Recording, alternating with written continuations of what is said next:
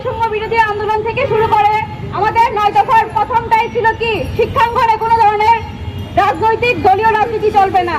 শিক্ষা প্রতিষ্ঠান, হসপিটাল, কলকারখানা থেকে শুরু করে মাদ্রাসা, ইউনিভার্সিটি, কোথাও কোনো শিক্ষা প্রতিষ্ঠানে কোনো ধরনের ছাত্র রাজনৈতিক দল থাকবে না। আমরা আমাদের মতপথ আদর্শ ঠিক রেখে শিক্ষা প্রতিষ্ঠানে যার যার একাডেমিক চর্চা চলবে, কিন্তু সেই একাডেমিক চর্চা শিক্ষাঙ্গনে আমরা কি দলীয়করণ, দলীয় ভিত্তিক করবো না। এটা আমাদের মধ্যে প্রতিটা দল একজন অন্য দলের প্রতি সকল স্তরের, সর্বস্তরের শিক্ষার্থী ভাই ও বোনেরা, মা ও বাবারা, সবাইকে আমার সালাম। আসসালামু আলাইকুম ওয়া রাহমাতুল্লাহি ওয়া বারাকাতুহু। সবাই আমরা জানি এখানে কেন একত্রিত হয়েছি এবং কিসের প্রতিবাদে একত্রিত হয়েছি। আমরা সবাই জানি এবং আমাদের সেই বৈষম্য বিরোধী আন্দোলন থেকে শুরু করে আমাদের 9 দফার প্রথমটাই ছিল কি, শিক্ষাঙ্গনে কোনো ধরনের রাজনৈতিক দলীয় রাজনীতি চলবে না।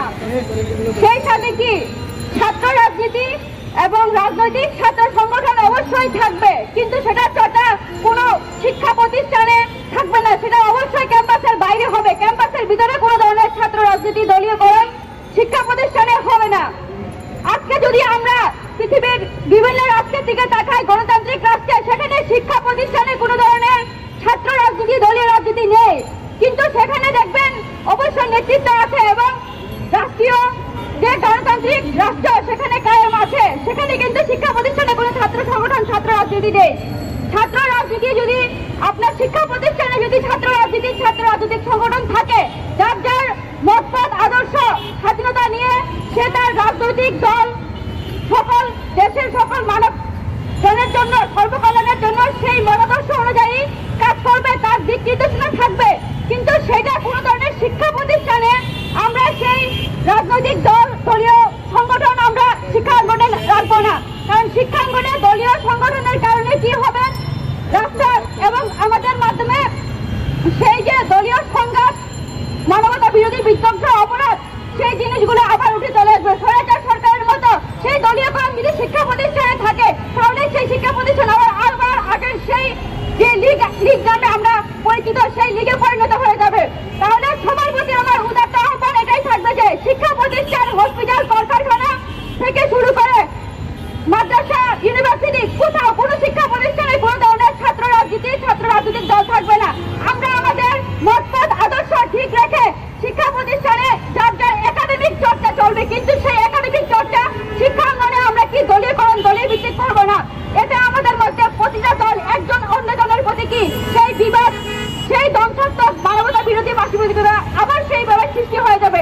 সবার প্রতি আমার, সকল শিক্ষা প্রতিষ্ঠানের ভাই বোনদের প্রতি আমার আহ্বান থাকবে, আপনাদের রাজনৈতিক মতপথ আদর্শ আপনারা নিজেরা একাডেমিক ভাবে চর্চা করুন, তবে সেটা শিক্ষা প্রতিষ্ঠানের বাইরে, শিক্ষা প্রতিষ্ঠানের ভিতরে নয়। তাই এই যে আমরা যদি শিক্ষা প্রতিষ্ঠানে যদি আমরা সেই শিক্ষা রাজনৈতিক সংগঠন করবো, তাহলে আমরা কি সেই আগের সরকারের মধ্যে নিজেদের লোকদেরকে কি সেখানে প্রায়োরিটি দেওয়া হবে।